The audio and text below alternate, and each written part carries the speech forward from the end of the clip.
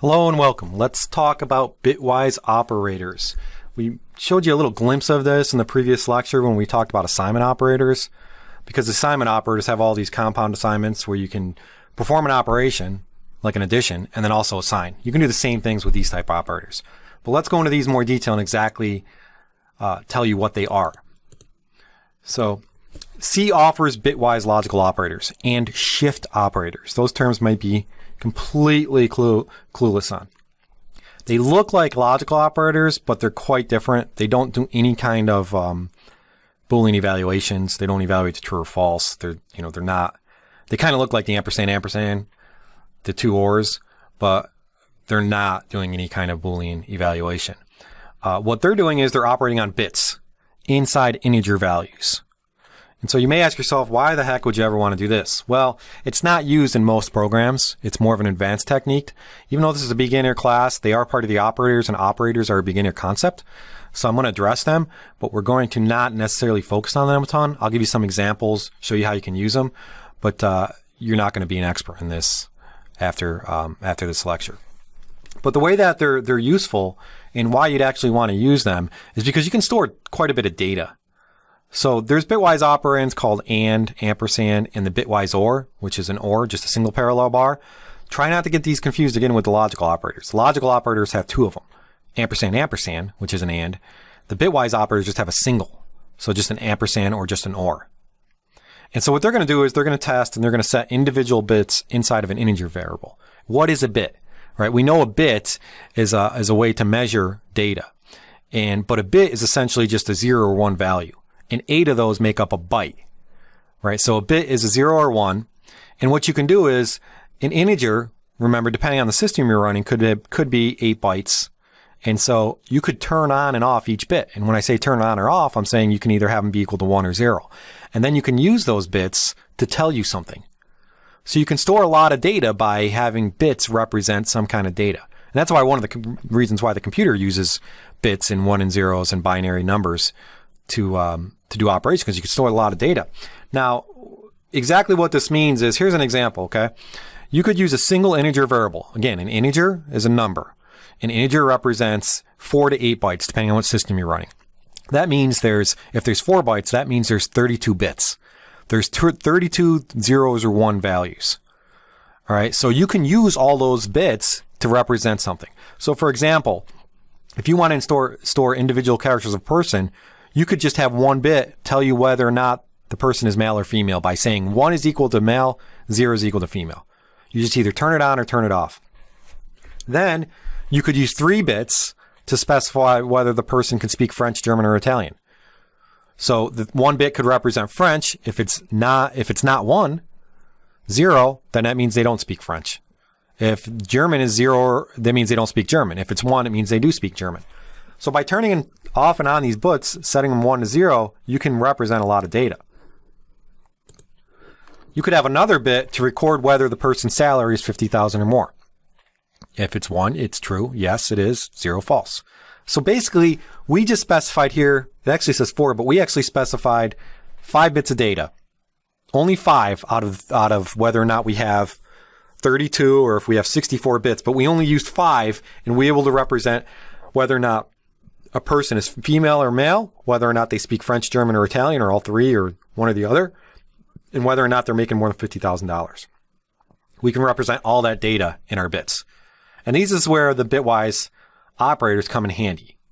Now that we know how we can use bits to store a lot of different data, let's talk about those binary numbers. We know that a binary number is just a number that includes 1s and 0s, and that's why it's advantageous to use bit operators in an integer. The number can be of any length. The following are examples of binary numbers, right? Just 0s and 1s. So you've seen this: 0, 1, 0, 1, 0, 1, 1, 0, 1, 0, 1, 0. And remember that a byte is 8 bits. An integer is usually 4 bytes on most platforms. It depends on the architecture, but mostly 32 bits. So you have 32 values that you can store with 1s and 0s to indicate on or off. Binary numbers, again, every binary number has a corresponding decimal value, so you need to understand how to convert binary to decimal. Examples here: 1 is equal to 1, 1 0 is 2, 1 1 is 3. These are simple conversions. Again, usually they have more bits. 1010111. The way that you want to convert the binaries numbers to a decimal number is you want to look at each position in the byte with the bit, corresponding bit, and then use the power of 2. So for each digit, you multiply the digit by its position value using the power of 2, and then you add up the entire project to get the final result. So position values in a binary number are the powers of 2. So the first position would be the value 2, 0, which in other words would be 1. All right. And then the second position would be the value of 2 to the first power, which is 2. 2 to the 2 would be 4. 2 to the 3 would be 8. 2 to the 4 would be 16. And you keep doing that over and over again. And so it's easier to understand if you see a nice example. And so here we have a binary number of 011010001. The decimal equivalent of that is 105. The way that you convert it is you start on the right-hand side for each bit, and you multiply to the power of 2 depending on if the bit is 0 or 1. So if we start all the way to the right, we have 1, so we say 1 times 1, and we keep that 1. Then the next one, the second position, is 0 times 2, 0. And then 0 times 4, 1 times 8, 0 times 16, 1 times 32, 1 times 64, and 0 times 28. And you add all those up, and you get the result of 105. That's one way to convert it. You can actually convert it left to right as well by multiplying by 2 and then adding 1 or adding 0 depending on what the next bit is. So for example, you can also, if you go left to right, you can say you start off with 1 because 0 doesn't matter. So the second bit going from the left to right, you have 1. The third bit you have 1 times 2 plus 1, so you have 3. Then again, you multiply by 2, so you say 3 times 2 plus 0, which is 6. 6 times 2 plus 1, which is 13. 13 times 2 is 26. 26 times 2 is 52 times 2, which is 104 plus 1. So again, multiply by 2 and then add 1. Another example, again, the right to left is usually a little bit easier. Here's 1001100, and that converts to 156 because you say, again, 0 times 1, 0 times 2, 1 times 4, 1 times 8, 1 times 16, and so forth. And then you add all of them together, which is 4, 8, 12, 16, 28 plus 128 is 156. And again, if you go left to right, you multiply by 2, add 1. So we start off at 1, say 1, 2, 4, 9, 4 times 2 plus 1, 9 times 2 is 18 plus 1 is 19 times 2, 38 plus 1 is 39 times 2, which is 78 times 2, which is 156.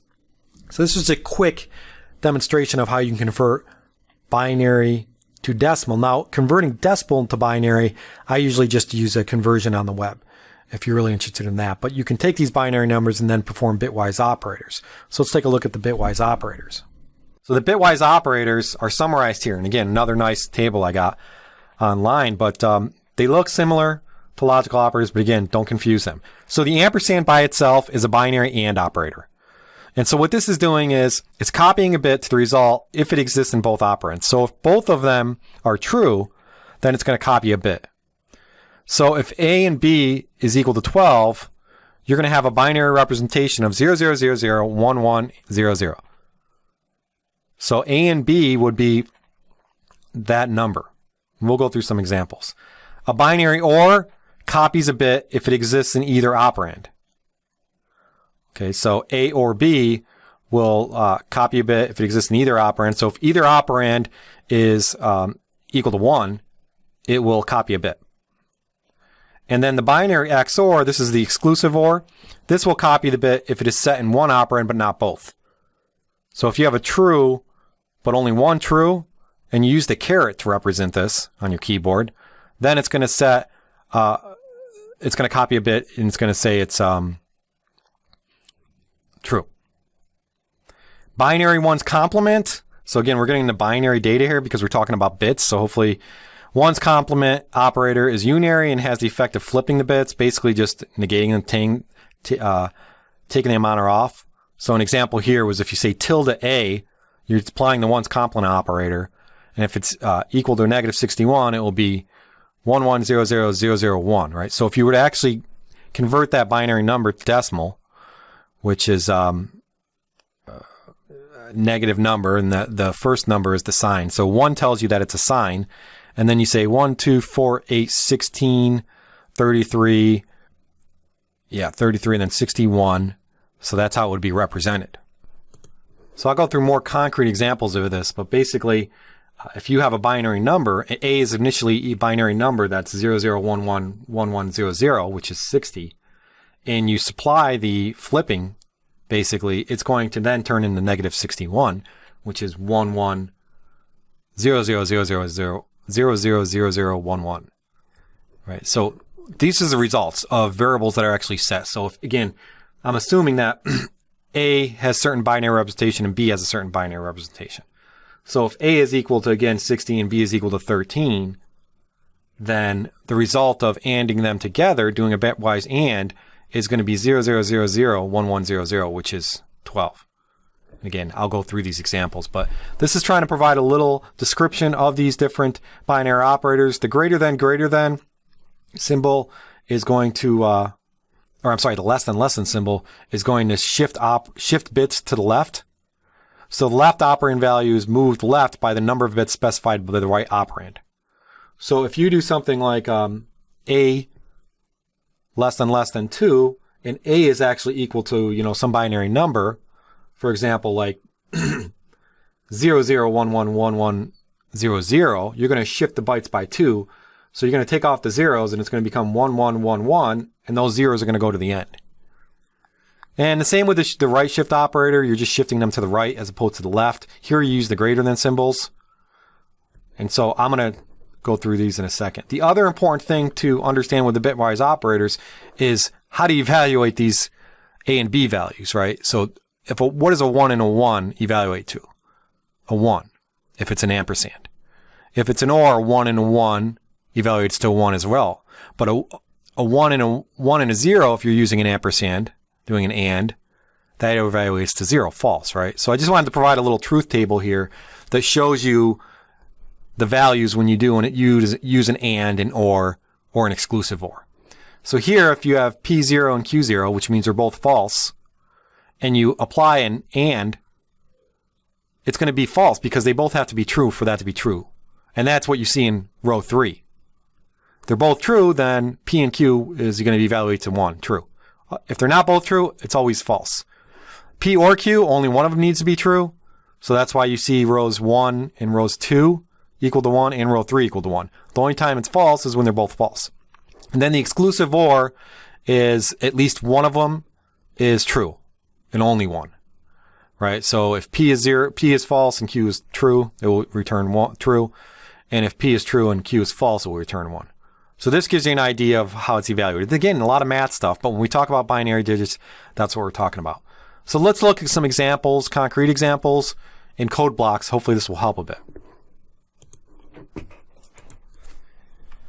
Okay, so here's our function. I'm going to create a couple more variables. I'm going to make sure that they're unsigned, even though that's by default. So if I say unsigned int A and assign it to 60, that's actually going to be represented in binary as 0011 and then 1100. If I create another unsigned variable and I say int B and I assign that the value of 13, that's going to actually be represented as in binary as 00001101. You can do the conversions there. But what I want to demonstrate here is that when you set these binary numbers up, you can turn off the bits by using the different bitwise operands. Okay, so now then I'm going to just create a int result, and I'm going to say that's going to be equal to 0. He's going to hold the result of the bitwise operation. So now if I say C equals A and I apply the bitwise amperand and A and B, now what that should do is if A is equal to 1 and B is equal to 1, that bit's going to be turned on. Right? So what would you expect the result of this be? Well, you look at the first bit of A and you look at the first bit of B, and they're both 0. So the result is going to be 0, because if you do a true, an A and a B, they both have to be true in order to be 1. So the next one is also going to be 0. The next one is 1 and 0, the third bit. So that's still 0, 1 and 0, still 0. And then now we have a 1 and a 1. So now we finally have a true. We have another 1 and a 1. We have a true. And then 0 and 0 is going to be 0. And then a 0 and 1 is going to be 0. So the result, if I were to try to print out C, it's going to print out the value in decimal format. If I were to do something like that, the result is it's going to print out the decimal equivalent of that binary number, which would be the equivalent of 0, 0, 0, 0. And this is all converting binary to decimal, so you need to understand how to do that to understand this example. But 0, 0, 0, 0, 1, 1, 0, 0 is actually 1, 3, 7. That's the value is actually is 12. 1, 3, 6, 12. So this would print out 12. Right? If I were to print out C, or result would be better.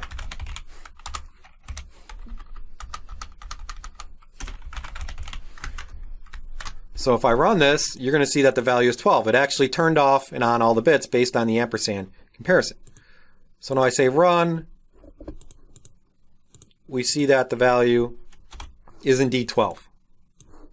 Because it's turning off and on the bits, and it's going to actually be represented as 0, 0, 0, 1, 1, 0, 0, which is the value 12, because we're printing out its decimal. If I were to change this, and I want to now do an OR, and I'm still doing the OR, and the OR, remember, is the parallel bar right next to the enter. Now I'm only going to turn on bits if either one is true. So 0, 0, both of those are false. Again, I'm comparing up here, right?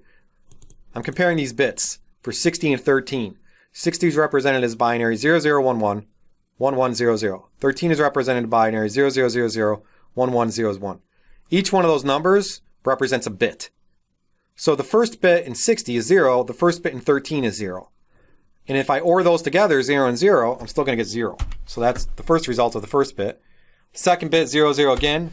Third bit is 1 for 60, and it's 0 for 13. Now, all that means is I have to have 1 true, so that's going to be a 1. Same goes for bit number 4 in 16, 13, so now I have a 1 again. And then a 1 and a 1, they're both true. So again, 1. All I need is 1 true. Another 1. Both false, so that's not going to be true. 0, remember, is not true. 1 is true. And 0, 1, 1. So now I have 0, 0, 1, 1, 1, 1, 0, 1. And the value of that in decimal, if I were to print it out, is again, you have to understand how to convert binary to decimal, but it basically goes 1, 3, I'm trying to add these up, these bits as I go, 1, 3, 7, 15, 30, 61. So this is going to print out 61.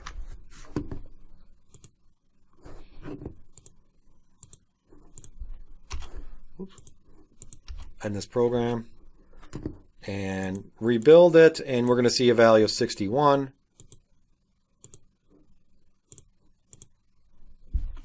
And we do.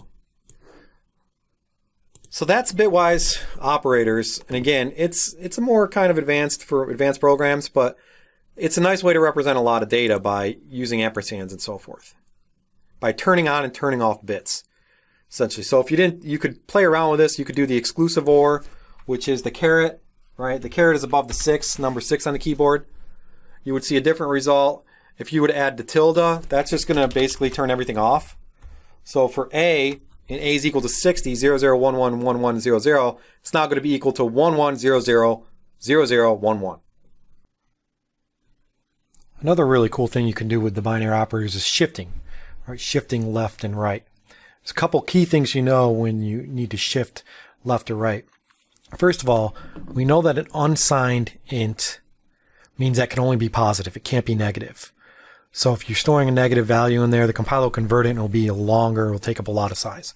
So remember, unsigned ints mean that you can only have positive values. Signed integers mean that they can be unsigned or negative or positive. But if you want to shift, remember, in order to shift to the left, so now if we say result equals, and let's say we want to shift A, let's say by 2, right? The other important thing you want to know is when you have the integers, integers are remember, there are 4 bytes on most platforms. It depends. You can get the size by doing the size of operator. So really, the integer is really 32 bits.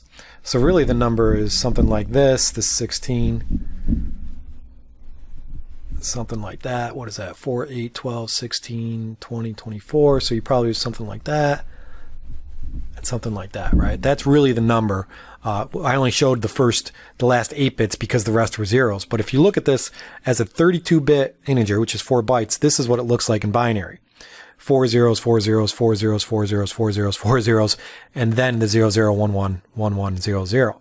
And so you kind of got to know the size when you do the shifting to left to right, because if you shift more than 2, it's not going to be clear. You don't have any, it doesn't drop off or anything like that. So again, let me just make sure 4, 8, 12, 16, 20, 24, 28, 32, right? And the same would go for 13. So if you were to shift to the left, a greater than 2, what you're end up going to have is these ones are going to shift to the left too.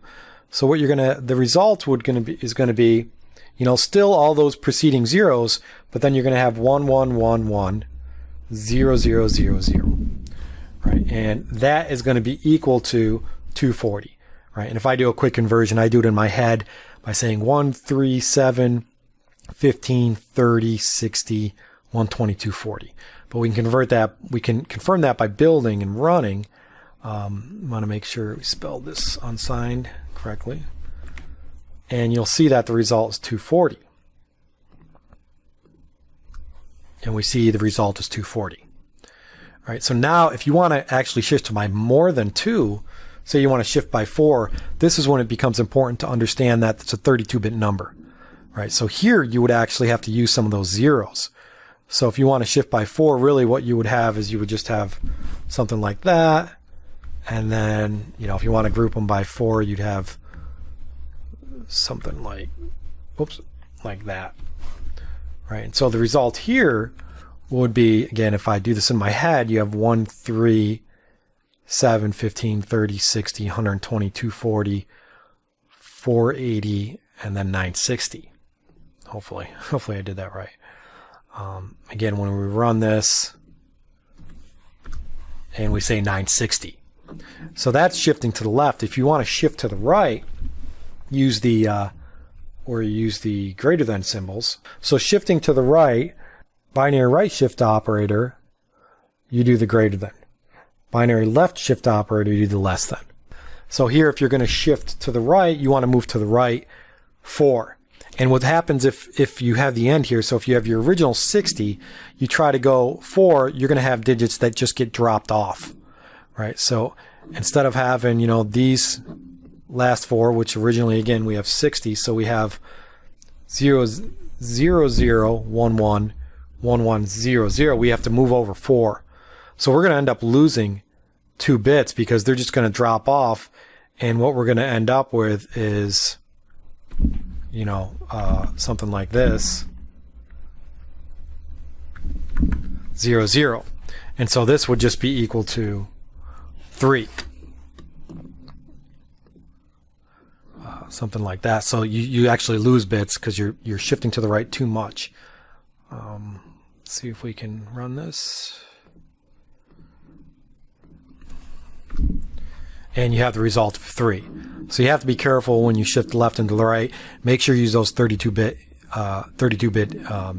bits, 4 bytes, again, depending on your system. It's a quick summary of bitwise operators. You would also need to, when you get more advanced, you'd have to understand how you can actually check if a particular bit is 1 or 0. It's pretty simple. You just do an AND on it, but you do have to write a little bit more code. This lecture was not intended to be an exhaustive look at bitwise operators. I wanted to give you an overview, give you a good head start on it, but in order to understand these operators more, you're going to have to study quite a bit more and use them and practice them.